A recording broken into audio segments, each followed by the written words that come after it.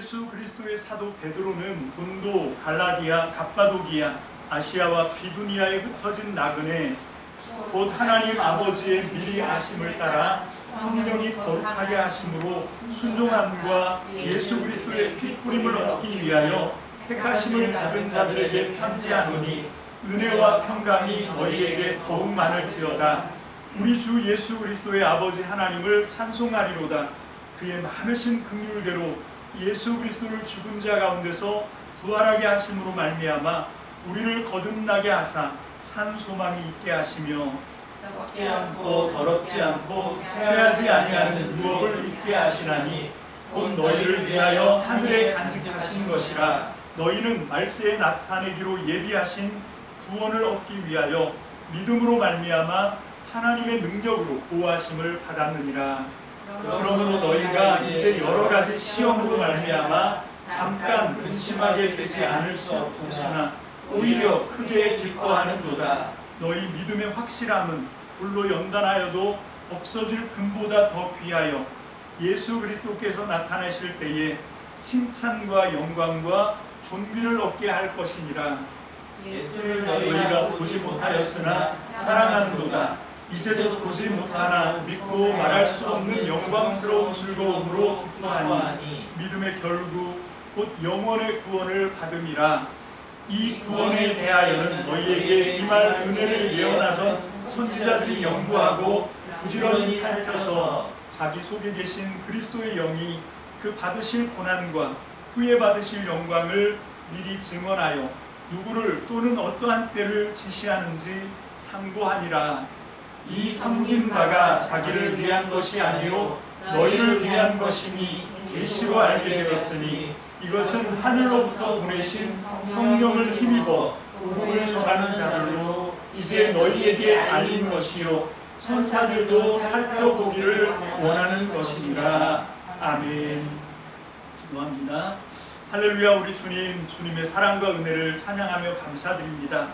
오늘 우리에게 이제 예배 가운데 말씀으로 친히 함께 하시고 은혜 베푸실 주님의 놀라운 능력과 은혜를 기대하며 감사를 드립니다. 하나님, 오늘 시간 우리가 그냥 가지 않게 하시고 하나님의 말씀에 우리의 영과 혼과 육이 온전히 사로잡히게 도와주시고 우리의 삶의 모든 어지러운 것들이 하나님의 말씀을 따라 순종함으로 그 빛을 받아 말씀의 빛으로 질서를 온전히 세울 수 있도록 하나님의 길을 온전히 발견할 수 있도록 오늘 이 시간 은혜를 더하여 주옵소서. 오늘도 말씀 가운데 기름 부어주시고 성령께서 말씀을 통하여 우리의 심령 가운데 잘 박힌 무처럼 온전히 깨달아 알 수 있도록 지혜와 계시로 역사하게 하여 주옵소서. 오늘도 하나님 말씀 가운데 놀라운 은혜 베풀어 주실 주님을 기대합니다. 감사드리옵고 예수님의 이름으로 축복하며 기도합니다. 아멘. 오늘 우리 이제 베드로전서 두 번째 시간인데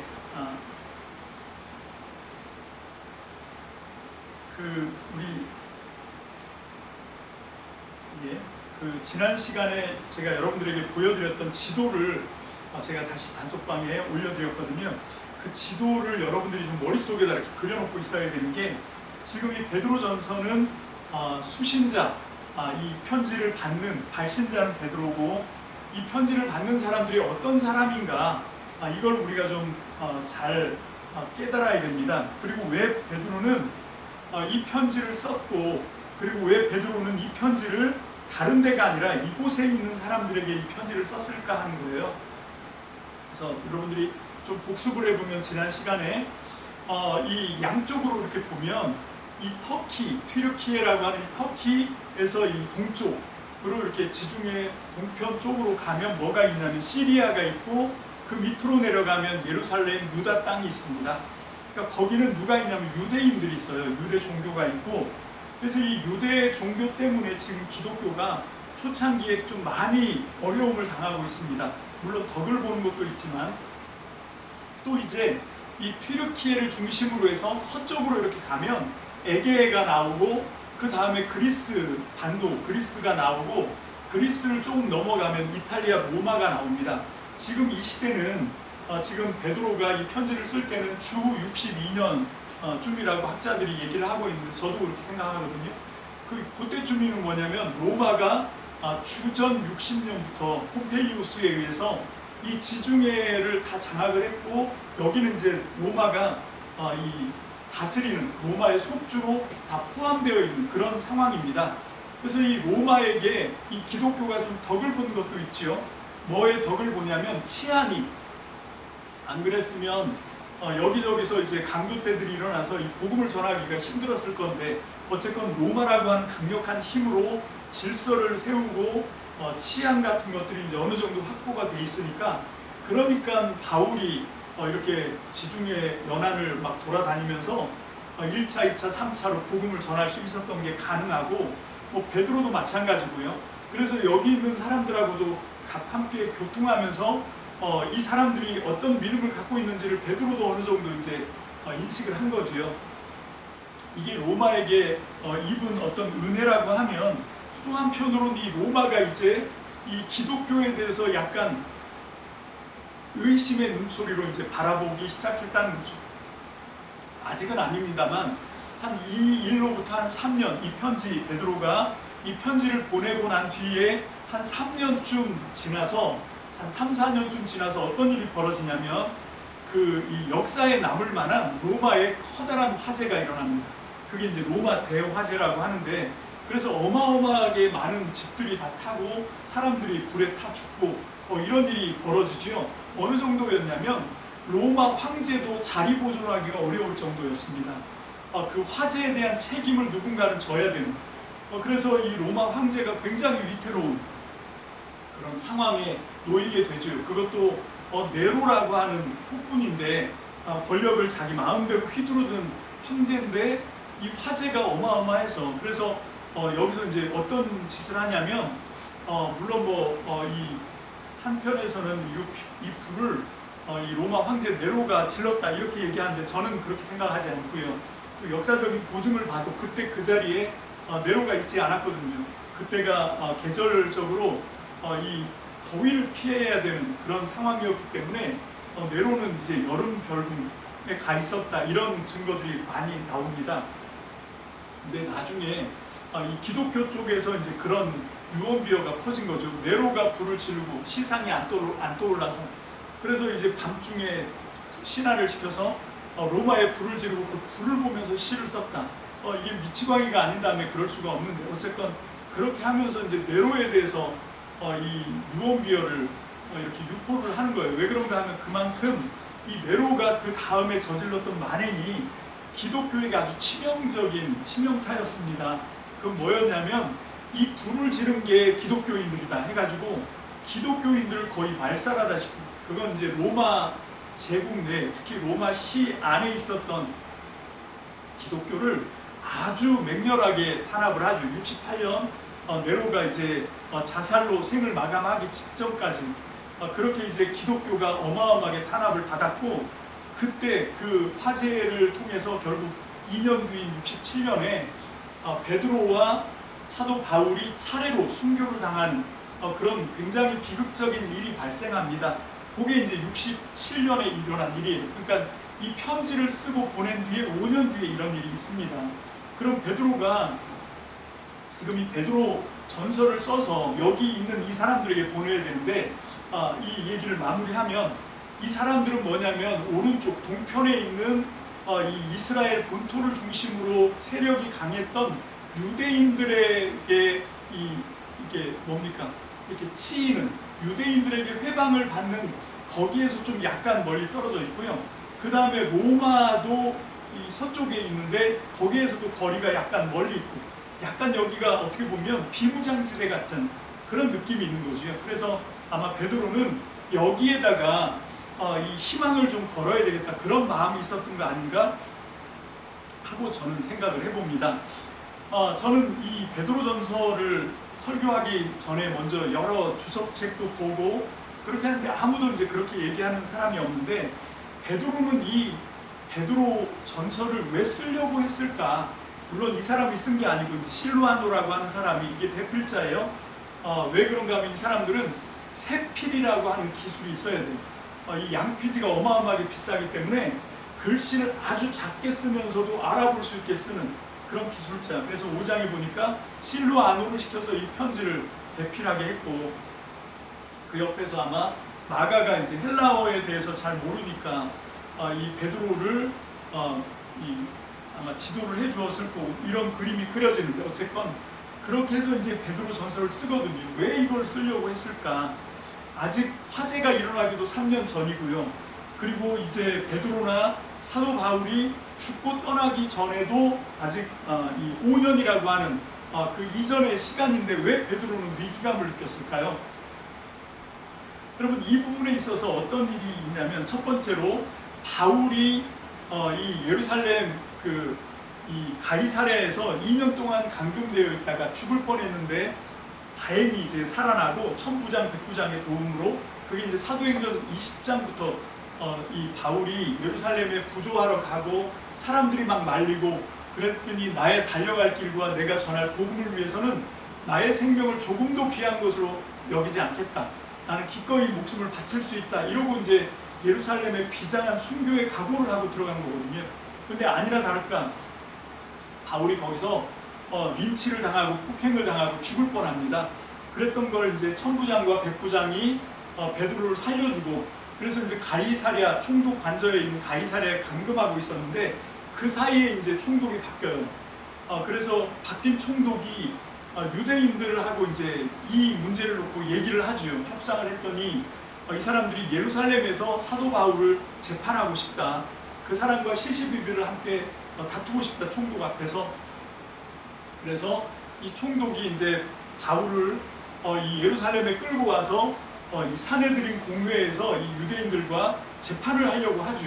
그런데 사실은 알고 보니까 그게 그 재판이 목적이 아니라, 그렇게 해서 가이사랴에서 예루살렘으로 압송해 오는 길에 거기서 이제 바울을 암살하려고 하는, 제거하려고 하는 그런 음모가 있었다라고 하는 것을 이제 알아채고 그거를 바울에게 알려주죠.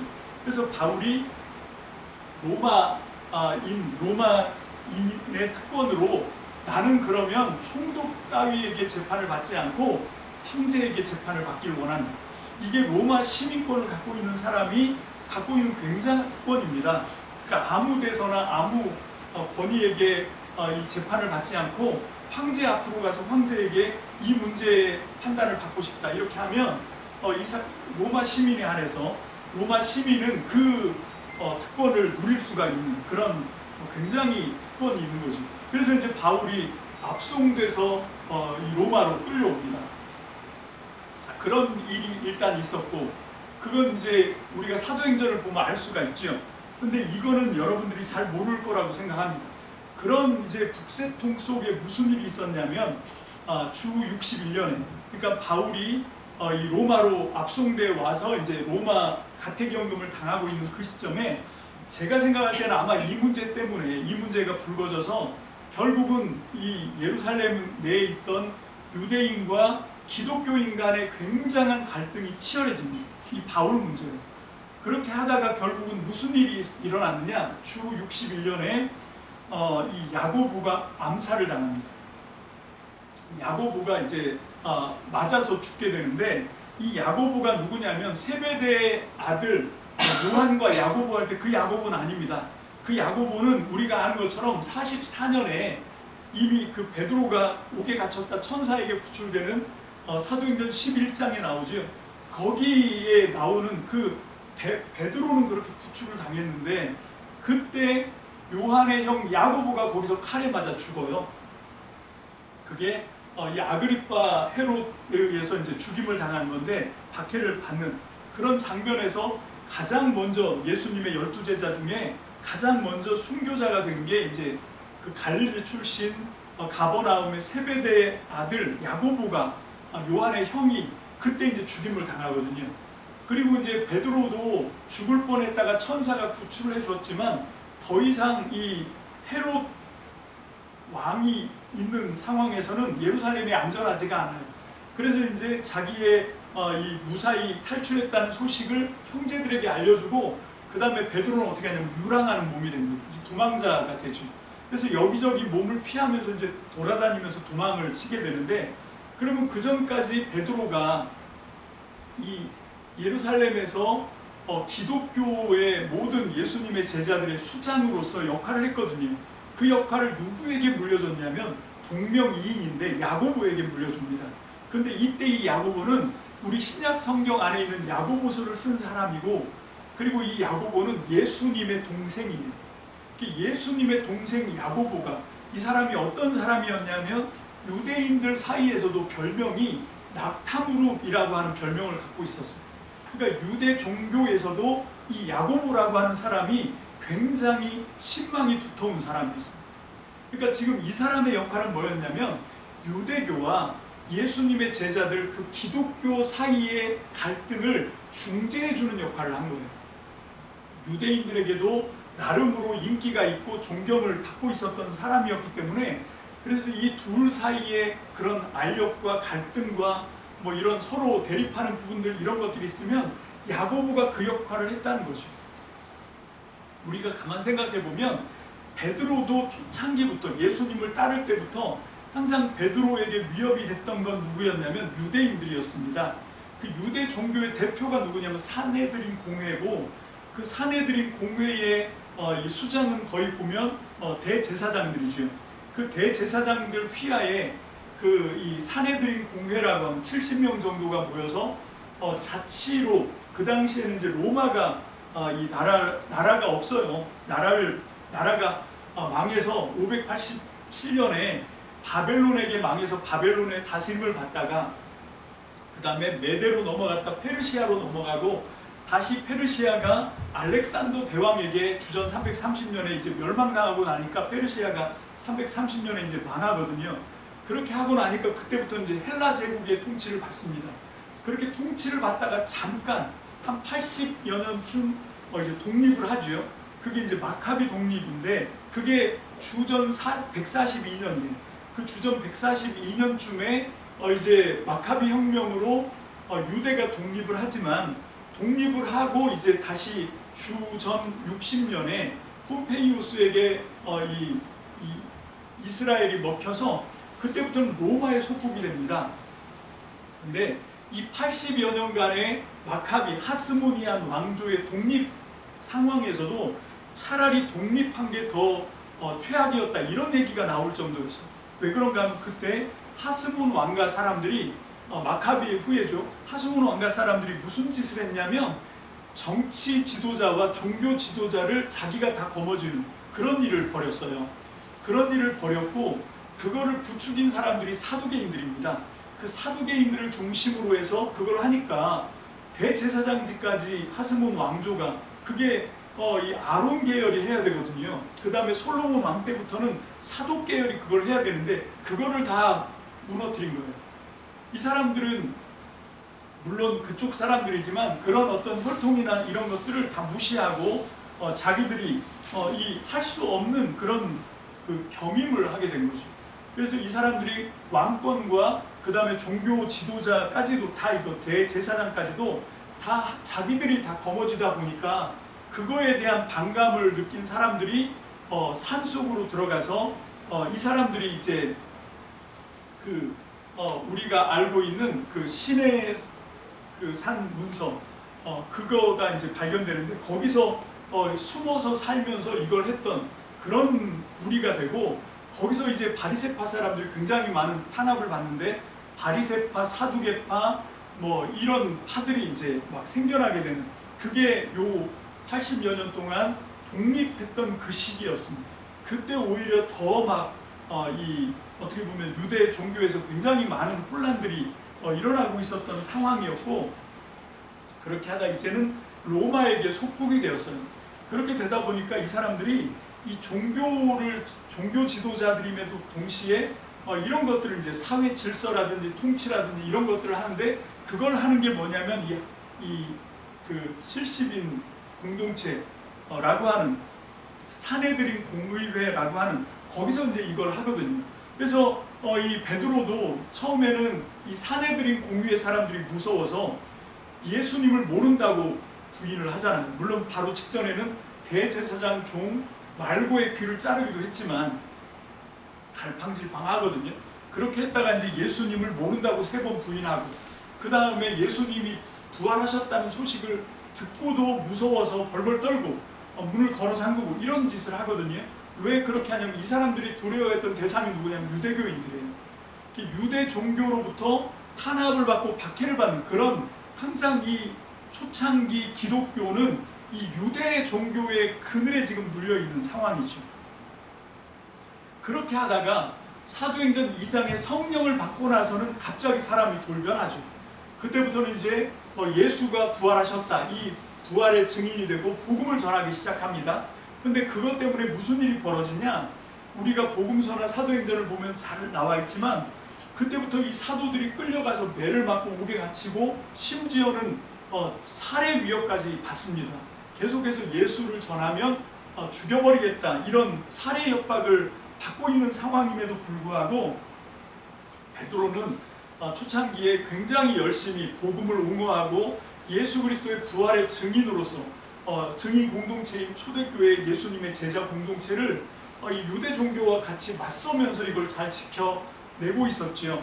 그렇게 하다가 이제 이 아까 얘기했던 아그리빠, 이 헤롯 아그리빠에 의해서 굉장히 이제 위기에 놓여 있게 되고, 그때 이제 야고보가 죽고 그런 일이 벌어지면서 베드로도 이제 지명수배가 되고, 그래서 이거를 가장 이 유대교와 기독교 사이의 중재 역할을 가장 잘할 수 있는 그 사람에게 맡겼는데, 그게 해필이면 또 예수님의 동생이었어요. 그게 야고보입니다.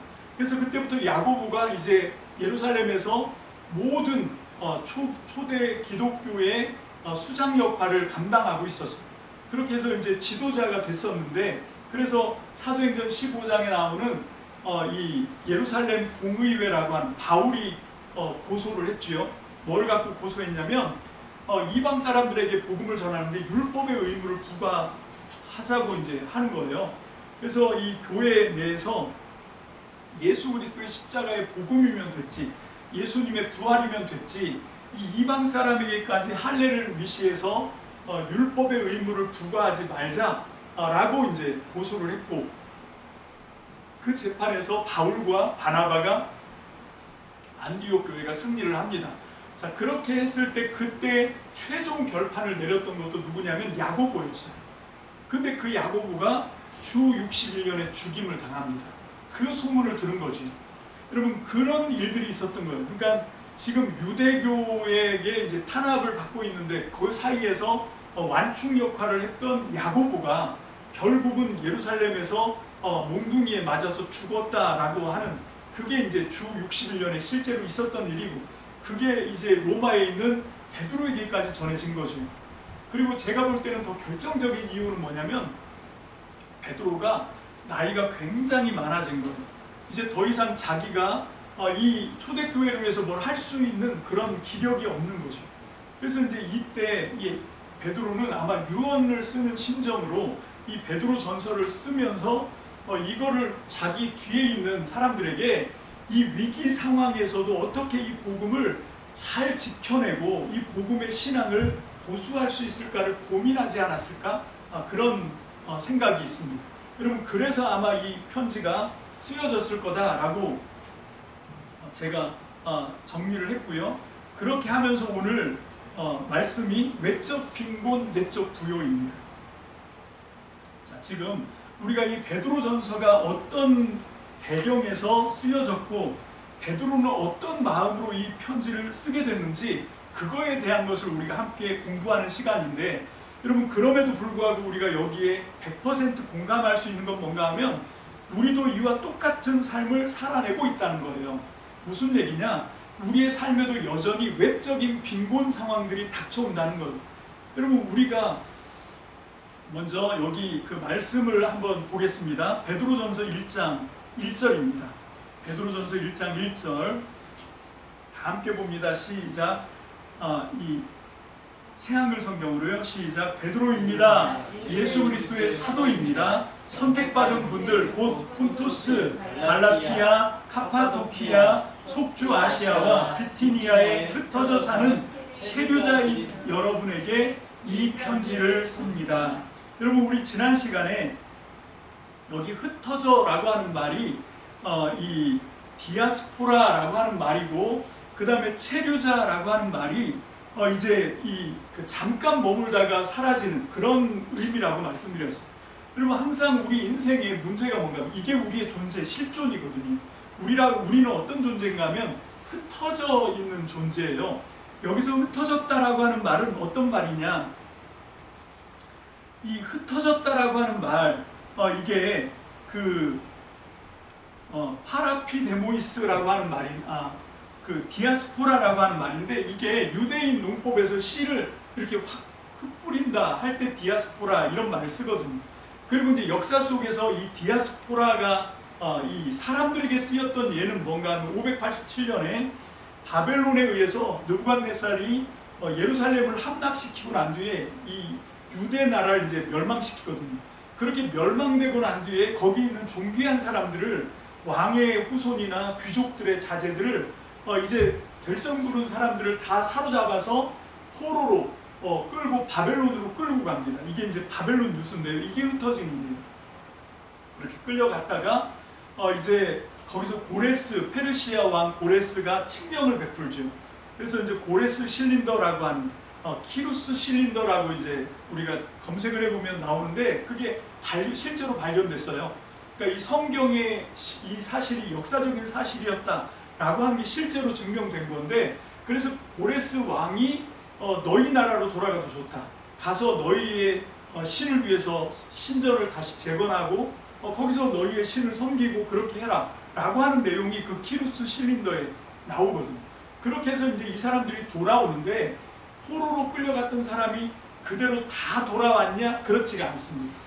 굉장히 소수가 돌아왔고 나머지는 전부 그렇게 페르시아의 각도로 흩어져서 살았어요. 그게 흩어짐이에요. 근데 또 여기서 문제는 뭔가 하면, 이렇게 흩어졌는데 이 흩어짐이 자기가 원해서, 그러니까 자기 주도적인 결정권으로 나는 여기서 살아야지 하고 그렇게 산 게 아니라는 거예요. 여러분, 이게 잘 납득이 안 되면 제가 한번 질문해 볼게요. 여러분들은 대한민국 국민으로 선택하고 오셨습니까? 여러분, 이 지구상에 한 250개의 나라가 있다고 하는데 230 몇 개인가요? 그 나라를 우리가 선택하고 태어난 게 아니잖아요. 그죠? 뭐 인종으로 따져도 뭐 백인, 흑인, 황색 인종 이렇게 있는데, 여러분 이걸 우리가 선택한 게 아니에요. 성별은요. 여러분들이 지금 저는 강가 집안에 태어났는데, 여러분 이런 식으로 성씨, 집안 이런 걸 우리가 선택했냐고요. 여러분 이거는 그냥 우리의 의도가 아니에요. 여러분 이걸 좀 어려운 말로 피투성이라고 하는데, 여러분 이 피투성 하면 성경에도 나오는 말이거든요. 물론 다른 말입니다. 우리 한국말로 하니까 똑같아 보이지만 에스겔서 16장에 보면 아직 배꼽줄도 안 떨어진, 그러니까 탯줄도 안 끊어진 엄마 배에서 막 태어난, 어쩌면 이게 이 가장 잔인하다고 우리가 알고 있는 이 이스라엘이 경험했던 군대 중에 가장 이 잔인한 군대가 바벨론 군대가 아닙니다. 여러분 그 바벨론 그 전에 있었던 그 북이스라엘을 멸망시킨 그 민족이 뭔지 갑자기 생각이 안 나는데, 여러분 그 사람들이 제일 잔인했어요. 그럼 그 사람들이 얼마나 잔인했냐면 임산부의 배를 가르고 거기서 아기를 끄집어냈거든요. 그게 바로 피투성이에요. 여러분 이렇게 되면 이 아기가 살 수 있습니까? 여러분 이게 정말 살 가망이 없어요. 뱃줄도 안 떨어지고 누가 씻겨주지도 않고 뭐 그런 내용들이 이제 에스겔 16장에 나오거든요. 여기서 이제 피투성이라도 이제 넌 살아라 뭐 이런 말씀이 나오는데, 그런 피투성이가 아니고 여기서 보면 독일어로 이 피투성이라고 하는 말이 있어요. 게보르펜하이트라고 하는 말인데, 이게 하이데거가 만들어낸 주어거든요. 하이데거가 실존주의 철학자인데, 인간 존재는 어떤 존재냐면 던져진 존재라는 거예요. 내가 선택해서 뭐 남자나 여자나 대한민국 국민이나 이렇게 해서 내가 선택해서 난 게 아니라, 내가 태어나서 보니까 나는 누군가에 의해서 던져진 존재인 거예요. 이게 피투성이라는 말이에요.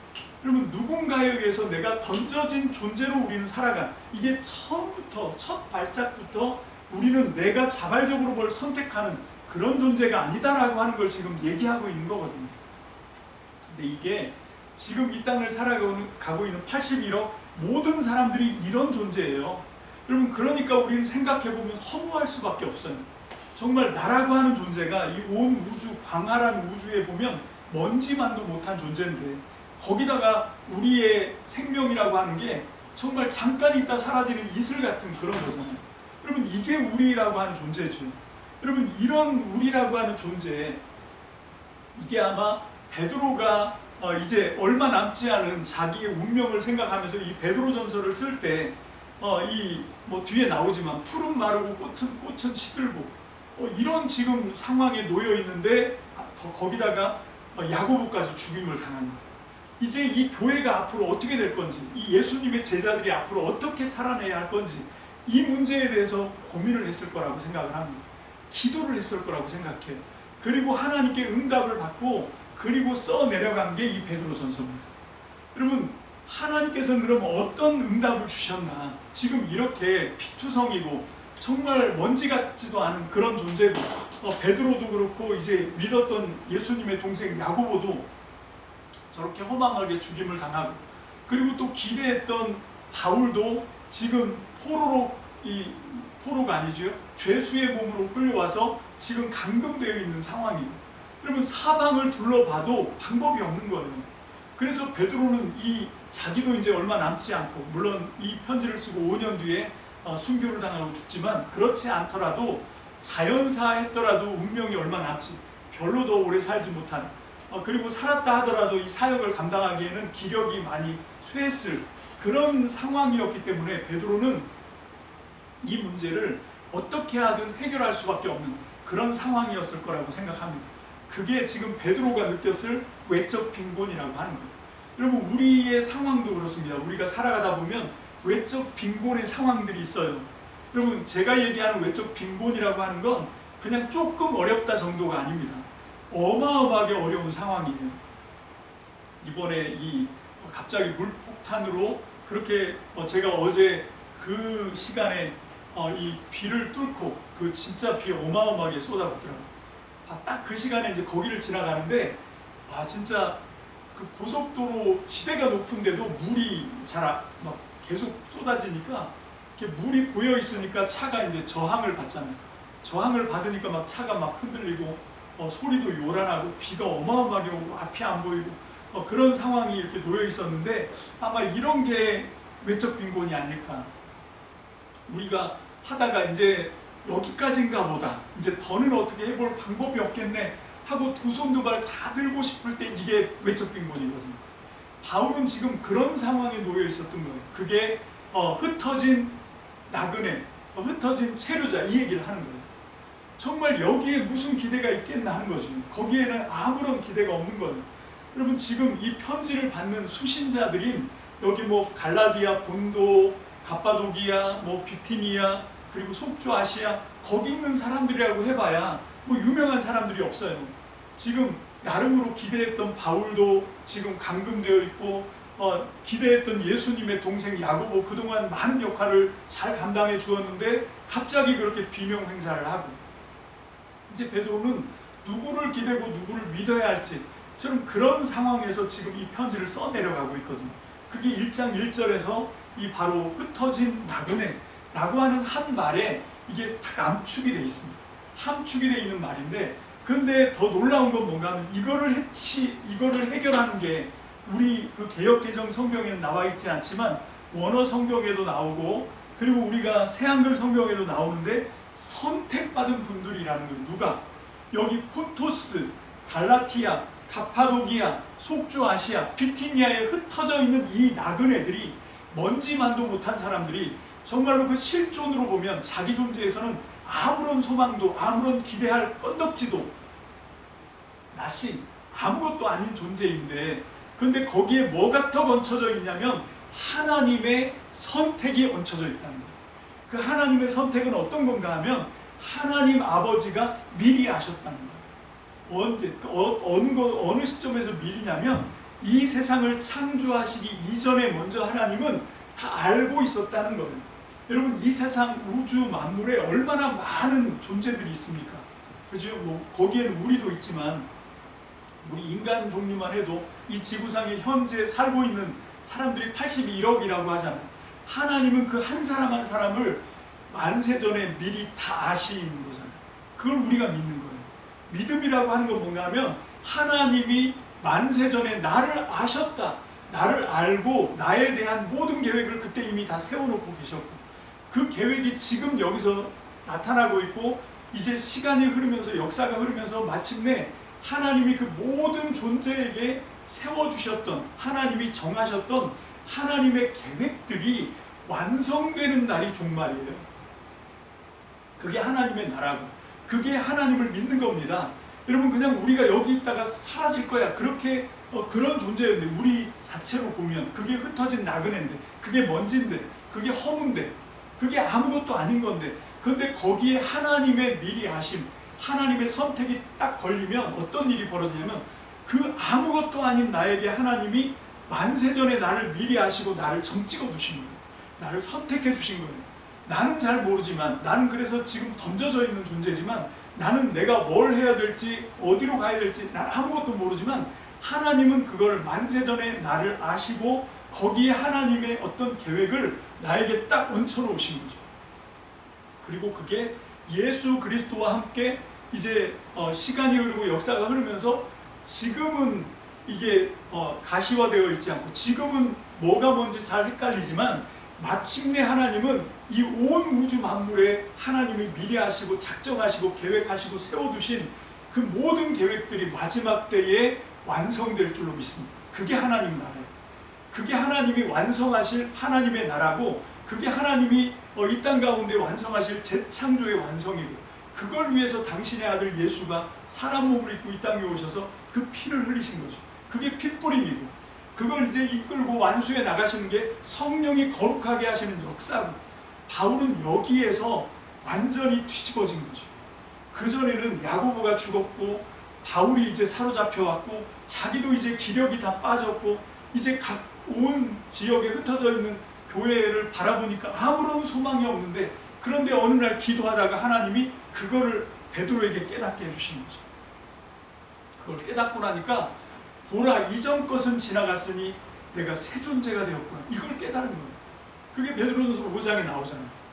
보라, 새 것이 되었구나, 이걸 깨달은 거죠. 뭐가 나를 새롭게 하는 겁니까? 하나님의 미리 하심, 하나님의 선택하심, 그리고 그걸 위해서 예수님이 피를 뿌려서 그 언약을 완성하시고, 그리고 이제 그것들을 성령께서 딱 붙잡으시고, 하나님의 계획을 붙잡고 예수님의 핏부림으로 완성된 그 언약을 따라서 거룩한 성령이 지금 그걸 이끌어 가고 계신 거죠.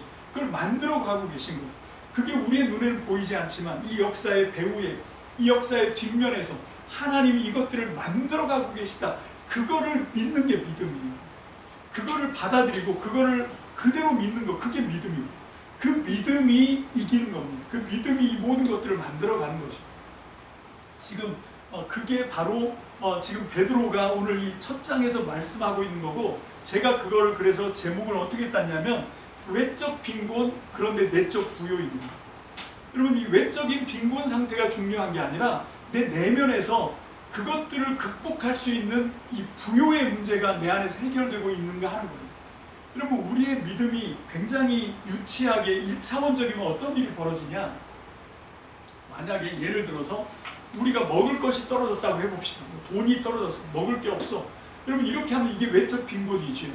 그런데 우리는 이 외적 빈곤을 뭘로 해결하려고 하냐면, 상황과 조건, 그 외적인 빈곤 상태를 해결하는 걸로 이걸 문제를 해결해 보려고 하거든요. 그게 우리가 하는 기도지요. 하나님, 먹을 게 없어요, 돈이 없어요, 이 문제를 해결해 주세요. 근데 여러분, 정말 애석하게도 하나님은 우리의 외적 빈곤에 별 관심이 없으신 것 같아요. 이 무슨 얘기냐? 그렇게 기도해서 응답받고 해결되는 예가 굉장히 희소합니다.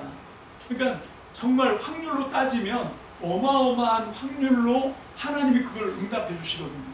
그런데 그렇게 정말 몇백만 분의 1처럼 하나님이, 우리가 외적인 빈곤이 있을 때 하나님 이 빈곤의 문제를 해결해 주세요 했더니, 하나님이 그 먹을 것이 없는데 갑자기 만나를 쏟아 부어 주시고, 갑자기 이 아람 군대가 갑자기 한밤에 뭐에 홀린 듯 산더미 같이 먹을 걸 두고, 산의 진미 먹을 맛있는 음식을 놔두고 다 도망쳐 버려서.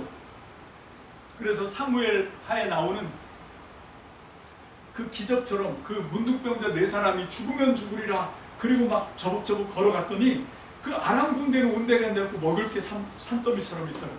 그 당시에 예루살렘에 있는 사람들이 막 먹을 게 없어서 자기 자식을 삶아 먹고 그런 처참한 외적 빈곤의 상황인데 그렇게 하나님이 기적같이 그 먹을 거의 문제를 해결해 주시는, 여러분 이런 거는요 굉장히 희소해요.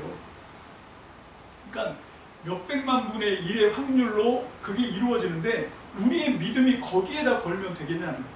물론 하나님이 몇백만 분의 1의 확률로 우리에게도 그런 행운을 주실 수가 있죠.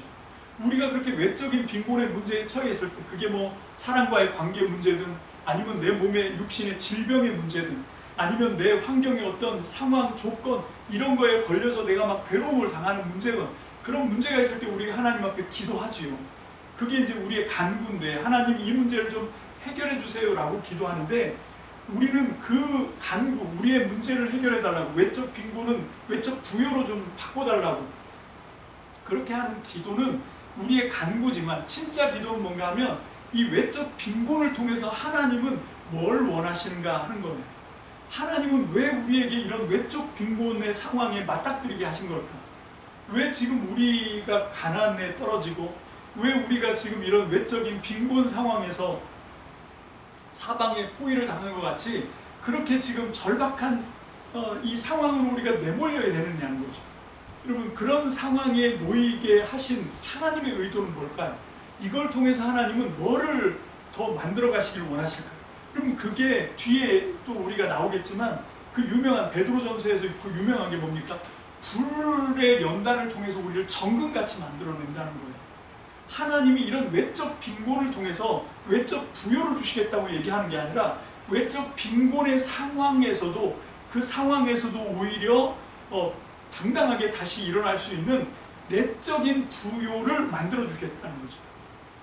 원래 우리의 내적인 그 실존은 아까 얘기한 것처럼 흩어진 디아스포라고, 그리고 우리는 먼지고 우리에게는 아무런 소망이 없는 그게 이제 우리의 내적인 실존인데, 그럼 내적으로도 빈곤이잖아요. 아무것도 기대할 게 없는 거잖아요. 그런데 하나님의 선택하심이라고 하는 그 하나님의 말씀을 붙잡는 순간 우리는 어떻게 되냐면 우리는 선택받은 사람이 되는 거예요. 그래서 1장 1절을 다시 한번 개정이 아니라 세 번역으로 한번 봅니다. 1장 1절 시작. 베드로입니다. 예수 그리스도의 사도입니다. 선택받은 분들 곧 폰토스, 갈라티아, 카파도기아, 속주 아시아와 비티니아에 있는 흩어져 사는 체류자인 여러분에게 이 편지를 보냅니다. 흩어진 체류자, 여러분, 여기 폰토스, 갈라티아, 카파도기아, 속주 아시아, 비티니아에 있는 이 여러분, 이 흩어진 체류자, 여러분은 누구라고요? 선택받은 사람이라고. 여러분 이 얘기를 하고 싶었어요, 베드로는. 너희는 누구냐면 선택받은 사람이다. 이 한마디를 우리가 받아들이게 되면 내적인 빈곤이 내적인 부여로 바뀌는 거죠. 그건 내가 갖고 있는 어떤 실존의 조건으로 그게 되는 것이 아니라 하나님께서 이 온 우주 만물을 창조하시고 지금도 주관하시는 그 하나님께서 나를 만세전에 나를 아시고 나를 향한 모든 계획을 다 세워놓고 있었다 라고 하는 이 사실 앞에 이제 당장 내가 순교를 당하고 당장 내가 우겨싸임을 당하고 내가 당장 어떻게 된다 하더라도 하나님의 계획을 어떻게 할 수는 없는 거죠. 이 우주를 만드신 하나님의 계획을 그걸 어떻게 바꿀 수가 있습니까? 여러분 이게 믿음이에요. 이 믿음이 탁 들어오는 순간 여러분 이게 완전히 전화 위복이 되는 거죠. 여러분 이건 거예요. 그래서 이 외적인 빈곤 상황은 내적인 부요함으로 이걸 돌파를 하는 거죠. 이게 베드로전서 1장부터 5장까지 베드로가 끝까지 쭉 유지하고 있는 이 믿음입니다. 베드로는 딱 이거 한 가지 전달하고 있어요. 여러분 지금 정말 이 초대교회 보니까 너무 암담해요. 지금 베드로는 자기가 유량길에 올라서 도망자의 신세로 지명수배를 받아가지고 도망다니느라고 어쩔 수 없이 이 예수님의 친동생 야고보에게 예루살렘 그 감독한 권한을 다 넘겨주고 나왔지만 그래도 실질적인 베드로의 역할은 어떻게 할 수가 없는 거잖아요. 여러분 모든 사람들은 베드로를 그래도 자기들의 정신적인 이 지주라고 생각을 하거든요. 그래서 그걸 의지하고 있었거든요. 그렇게 있었기 때문에 베드로는 항상 앉으나 서나 자나 뭐 활동하나 늘 교회에 대한 염려가 늘 함께 있는 거예요. 그 늘 교회에 대한 걱정을 하고 있었는데 지금 어려운 일들이 그 최근에 막 닥치고 있는 거죠. 그 60년쯤에 이제 바울이 이 결박된 채로 와서 이제 감금되어 있는 상황이에요. 바울에 대한 기대가 굉장히 많았거든요. 이 베드로가. 왜냐하면 그만큼 바울의 역할이 초대교회에 굉장히 많은 부흥을 일으켰던 그런 중심이 바울이었고, 그런데다가 예루살렘에서는 야고보가 유대교와 초기 기독교 사이의 중재 역할을 너무 잘하고 있었어요.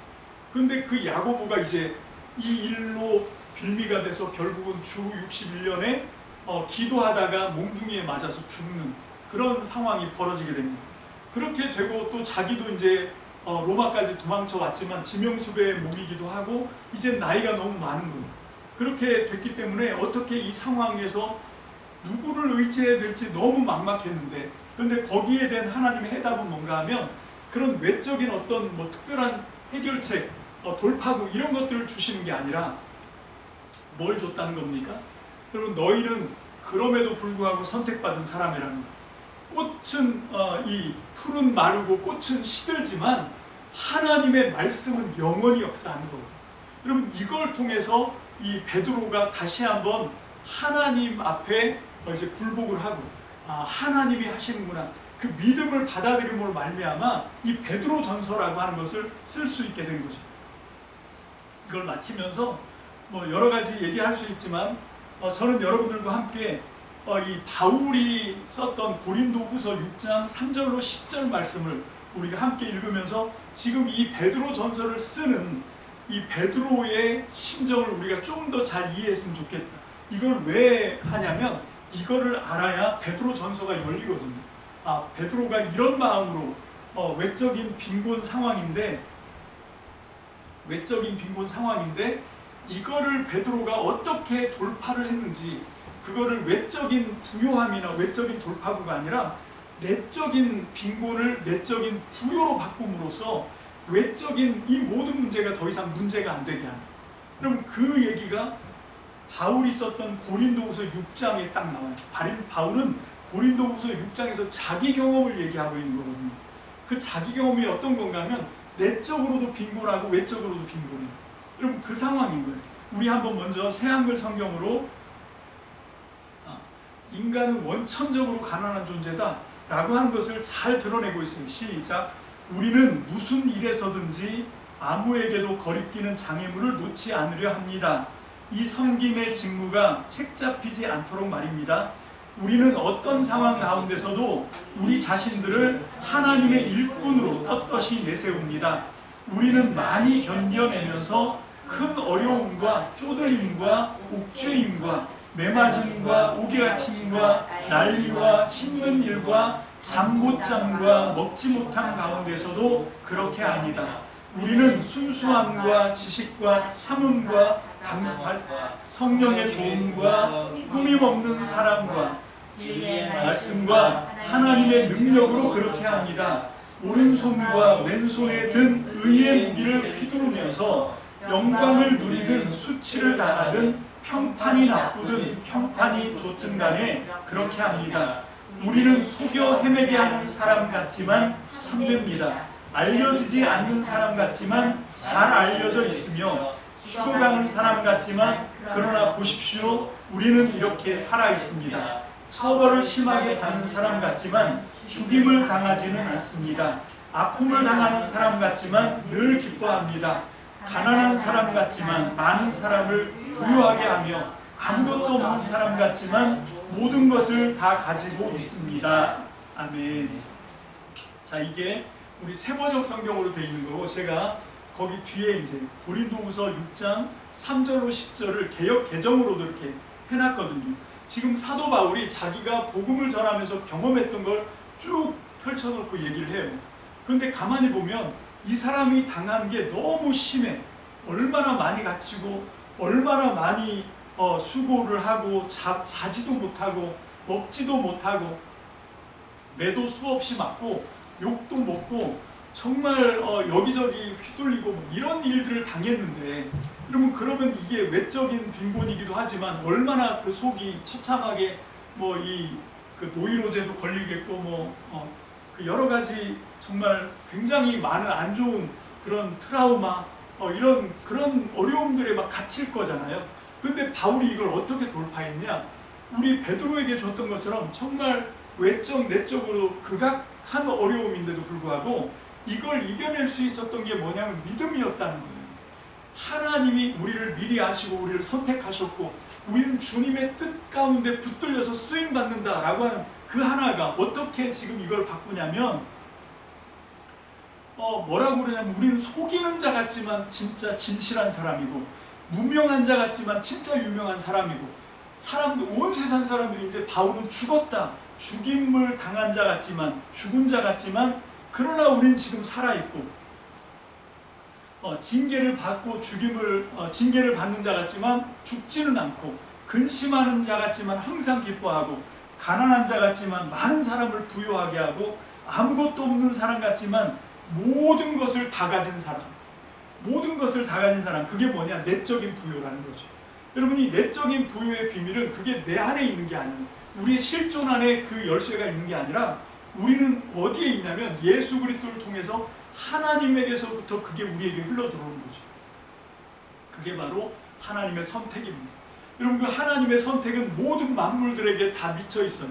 모든 만물들을 하나님이 다 선택하셨기에 지금 창조하셨고 지금 그 눈에 보이는 거죠. 그런데 그 선택을 진짜 위력을 발휘하게 하는 하나님의 양쪽, 양손에 든 무기, 의의 병기가 되게 할 수 있는 비밀은 뭔가 하면 그거를 받아들이고 믿는 거예요.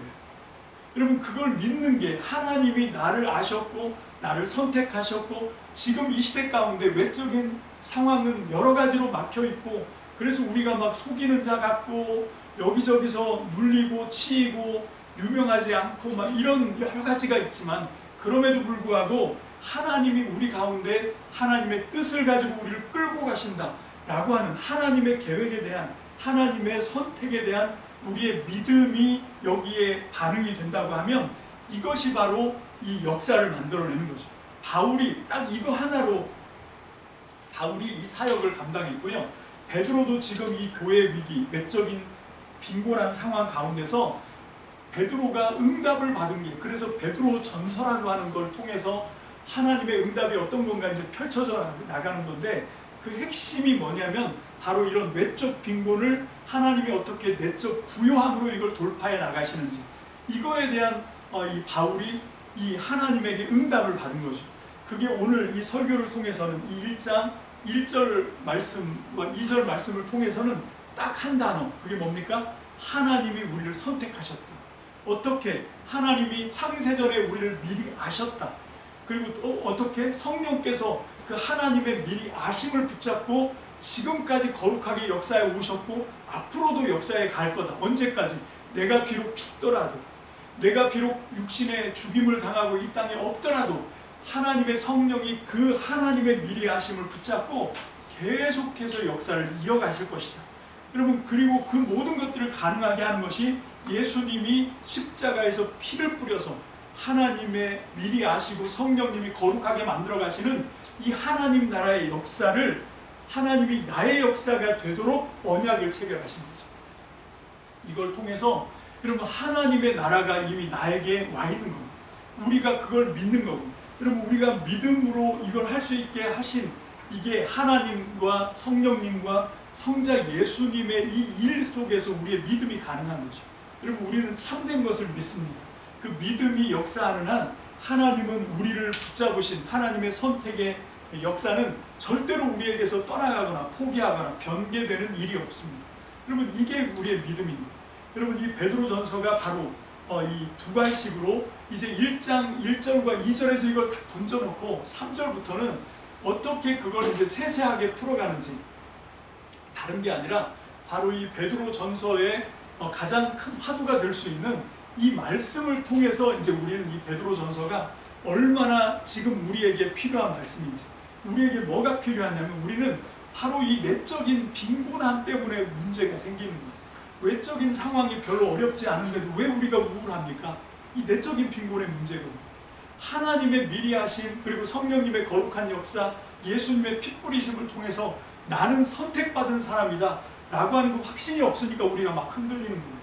우리가 막 우울하고 두렵고 겁을 집어먹고 이런 상황이 되는 건데, 여러분 우리가 이 내적 빈곤을 내적 부요함으로 전화위복을 탁 시키는 순간, 이게 믿음을 받아들임으로 하나님이 하신 일을 나의 역사로 내가 그 믿음으로 그걸 탁 포착하는 순간에 여러분 우리는 완전히 다른 사람이 될 줄로 믿습니다. 이전 것은 다 지나가고 이제 새로운 존재가 될 줄로 믿습니다. 그게 베드로 전설을 통해서 베드로가 자기는 사라지고 없더라도 이 말씀을 이제 여기 있는 본도, 갈라디아, 갑바도기아, 비투니아, 속주, 아시아 여기 있는 사람들에게 뿐만 아니라 이제 2000년이 지나서 오늘 이 시대를 살아가는 저와 여러분들에게도 바로 이 말씀을 우리에게 전달해 주고 싶었던 거죠. 그래서 우리가 이 말씀을 통해서 베드로를 통해서 주시고자 하시는 하나님 아버지, 우리 주님 예수 그리스도 성령님의 그 온전한 뜻을 우리가 잘 분별해서 나의 말씀으로 이 베드로전서를 온전히 붙잡게 되시기를 주님의 이름으로 축복합니다. 아멘. 기도합시다. 할렐루야. 주님 감사합니다. 오늘 베드로 사도가 이제 말년에 정말로 점점 더 위기가 고조되어 오고 있고, 그 소식이 멀리서 예루살렘에 이제 유대교의 압력으로부터 교회를 지탱해 오고 있던 예수님의 친동생 야고보가 기도하던 중에 이제 유대인들의 폭도들에 의해서 구타를 당하고 죽임을 당한 그 소문, 그리고 이제 바울 사도가, 믿었던 바울 사도가 예루살렘에서 또 똑같이 감금이 되어서 이제 네로, 폭군 네로의 재판을 받기 위해서 끌려와서 2년 동안 감금되어 있는 그런 상황, 이 여러 가지 상황들이 이제 이 늙은 사도 베드로의 염려가 되었고, 이제 남겨질 교회들을 향한 그런 걱정이 되었을 것인데, 여러분 그 속에서 베드로가 오늘 주신 말씀처럼 하나님이 미리 아시고 성령님이 거룩하게 역사하시고 예수님이 그 일을 위해서 피를 뿌려주시고 그렇게 해서 우리가 선택받았다 라고 하는 이 믿음 안에서 이 모든 것들을 오히려 뒤집어서 하나님의 나라에 대한 정말로 어마어마한 소망이 되게 하시고 하나님의 나라를 기대하게 하는 그런 엄청난 베드로 전서라고 하는 말씀이 되었다는 것을 우리가 알았습니다.